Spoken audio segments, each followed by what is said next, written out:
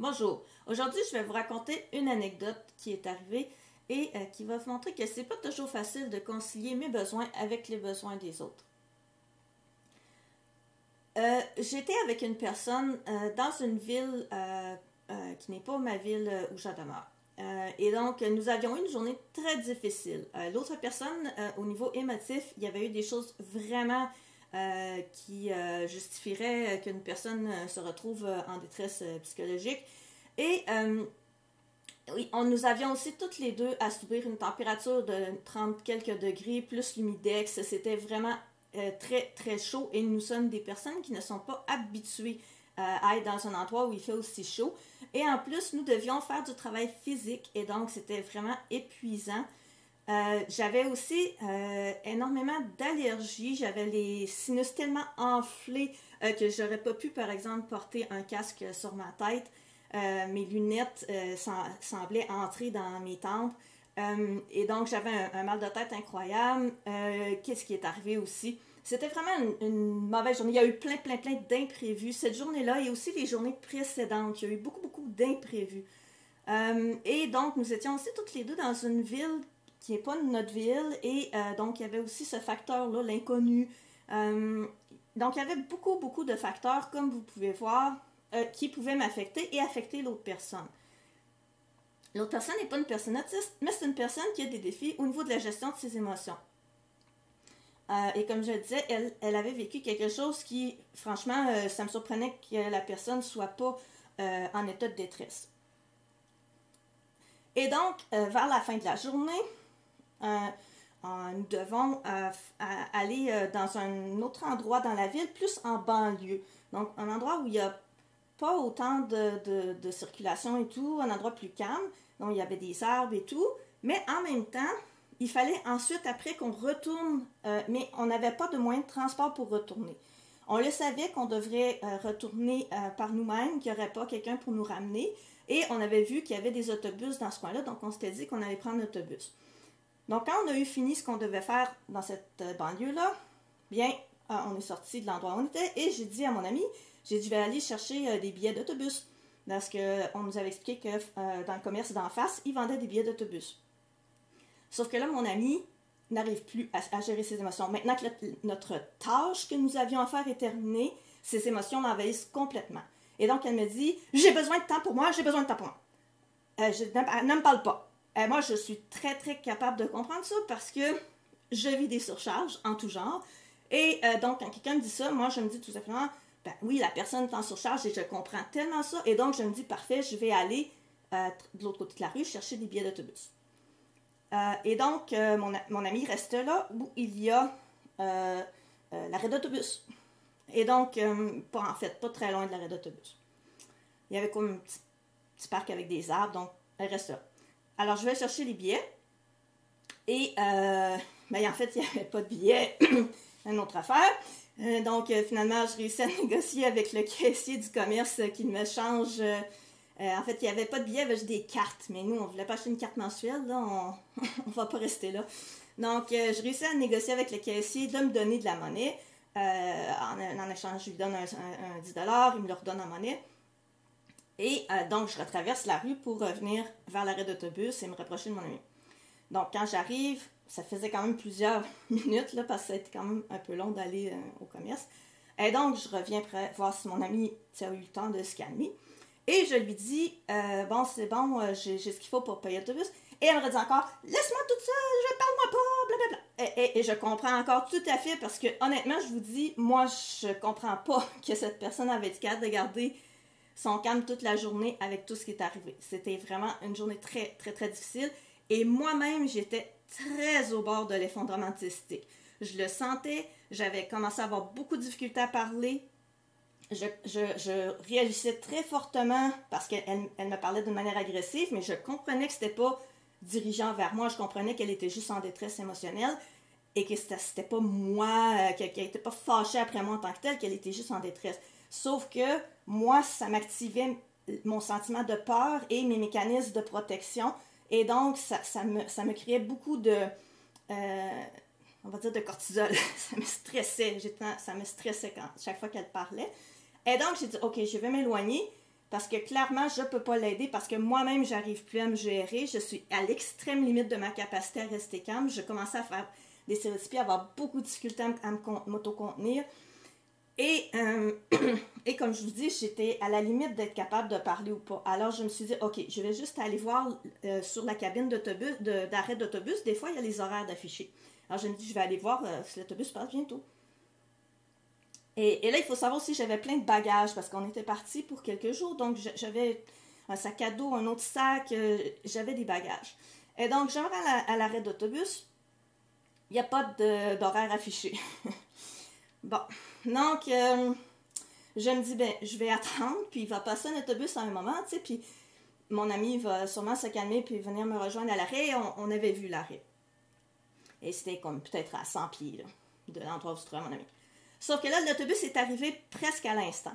Peut-être une minute ou deux après que j'étais à l'arrêt d'autobus, l'autobus est arrivé. Et on est en banlieue. Et je sais fort bien, pour avoir vécu longtemps à Montréal, entre autres, et à d'autres villes aussi, qu'en banlieue, les autobus ne passent pas très souvent. Et que si tu le rates, ça peut prendre 1 heure, 2 heures, 3 heures, 4 heures avant qu'il en passe un autre.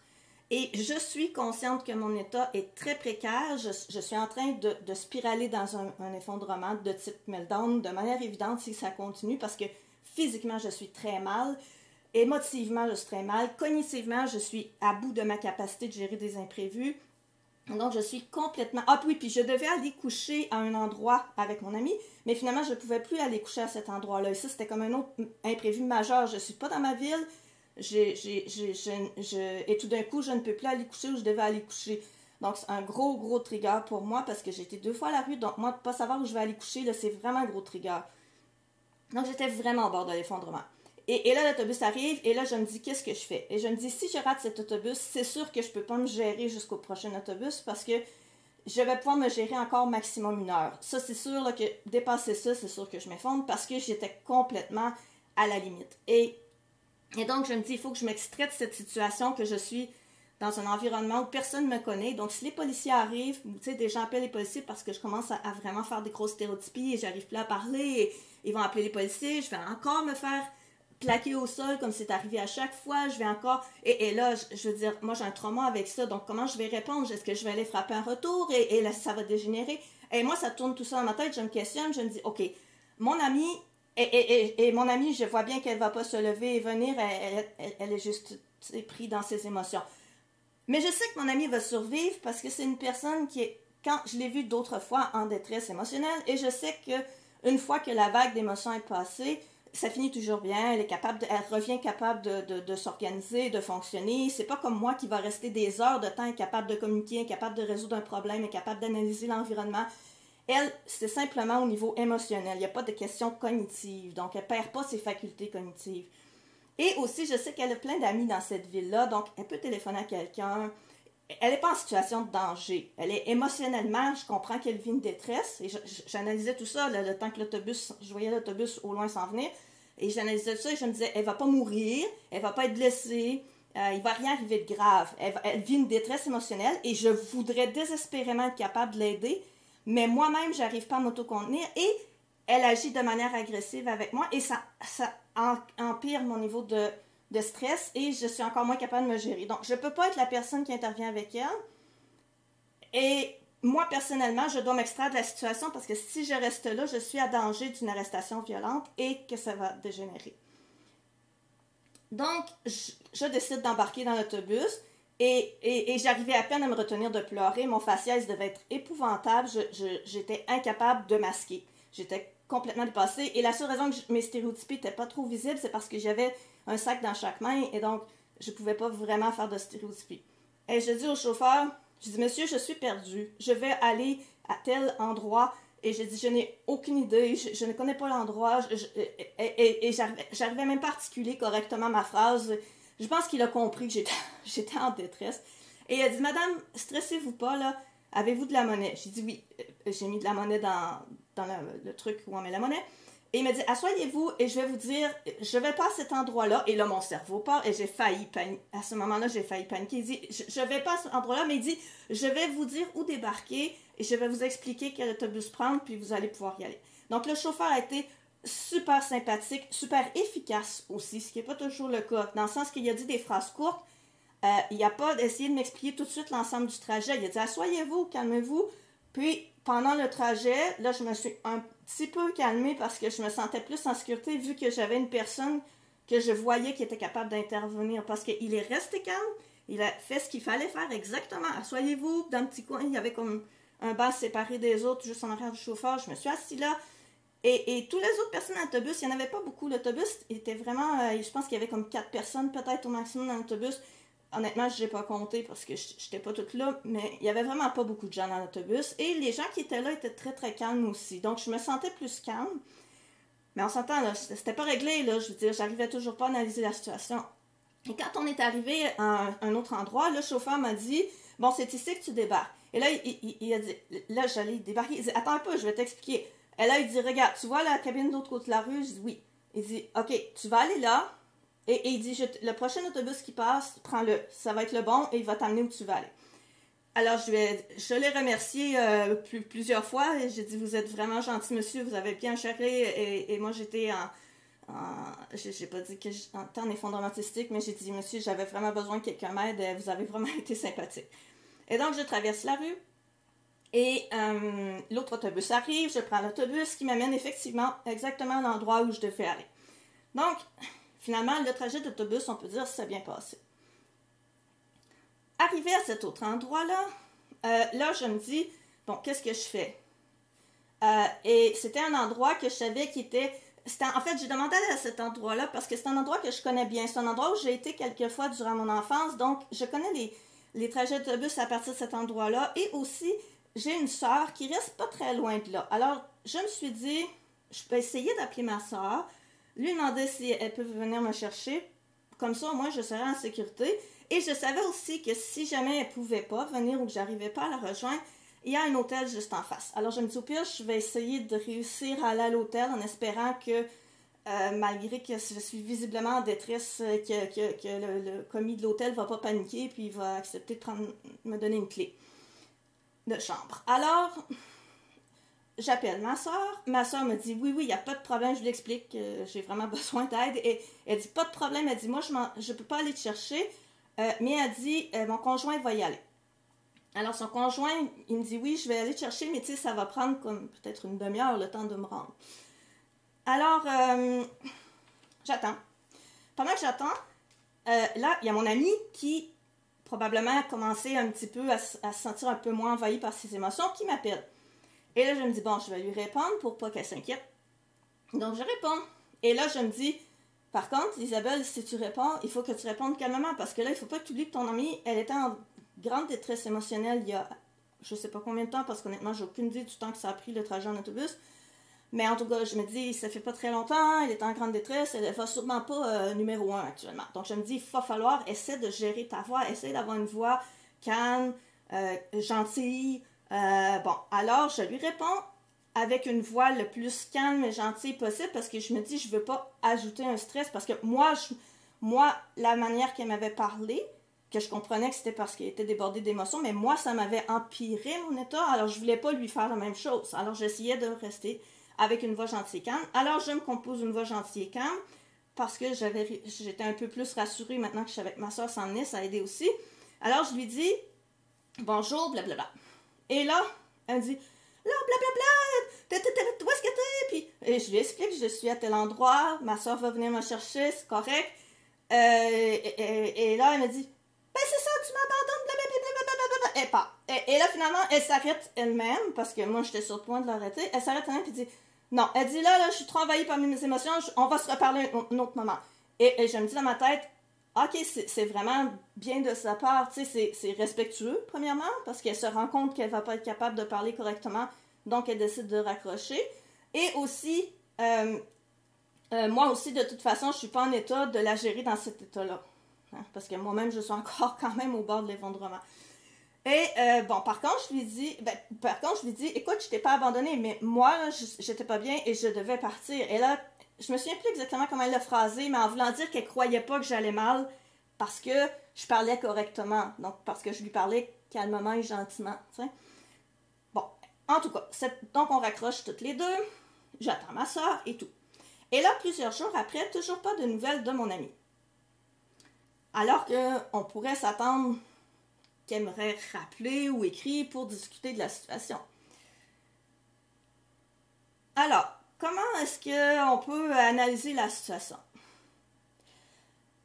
Premièrement, j'aurais aimé ça, pouvoir être là pour elle, pouvoir être capable de l'aider avec sa gestion de sa détresse émotionnelle. Mais moi-même, à ce moment-là, je n'arrivais plus à me gérer ni au niveau cognitif, c'est-à-dire que ma capacité de résolution de problème était rendue très limitée. Une chance que le chauffeur d'autobus, le premier qui m'a ramassé, était gentil, parce que si ça avait été un style qui veut juste faire le minimum de son travail, puis qui m'avait dit, ben là, si vous savez pas où vous allez, blablabli, comme ça m'est déjà arrivé souvent, je veux dire, j'aurais sûrement redescendu l'autobus et je me serais effondrée et ça aurait fini là, je veux dire, ça aurait viré avec la police et tout. Donc, premièrement, on peut dire que j'ai été extrêmement chanceuse de tomber sur un bon chauffeur et aussi que le conjoint de ma soeur accepte de venir me chercher. Deuxièmement, donc moi, j'avais besoin de soutien. J'étais plus capable de faire les choses par moi-même. Il fallait que quelqu'un me prenne en charge et visiblement, mon amie n'était pas capable de me prendre en charge puisqu'elle-même, elle n'arrivait plus à s'auto-prendre en charge. Je comprends qu'elle aurait aimé ça, que je la prenne en charge. Et comment vous pensez que je me sens comme amie? Bien sûr que j'aurais aimé être capable de la prendre en charge. Je veux toujours pouvoir être là pour mes amis. Et quand j'y arrive pas, parce que je me bute à mes limites, à mes incapacités liées à mon autisme, je me bute à mes déficiences, ma déficience au niveau de l'adaptation, de la capacité de résolution de problèmes, de la gestion des imprévus, des inconnus. Quand je me bute à tout ça, imaginez-vous à quel point je me sens incompétente et inutile sur la planète. Et là, en plus, bien sûr, je comprends que mon amie, elle reste sûrement dans sa tête avec cette idée que je n'étais pas en détresse et qu'elle était en détresse et que je l'ai abandonnée dans sa détresse. Je comprends parce que j'ai vu souvent des personnes qui ne vivent pas elles-mêmes avec soit des maladies chroniques comme des douleurs chroniques ou des situations ou des troubles de santé mentale ou des personnes qui ne vivent pas avec quelque chose qui les limite dans leur fonctionnement et qui essaient quand même de rester gentilles et agréables et calmes avec les autres. Ces personnes-là, elles s'imaginent que si tu donnes une apparence de calme, tu es nécessairement calme à l'intérieur.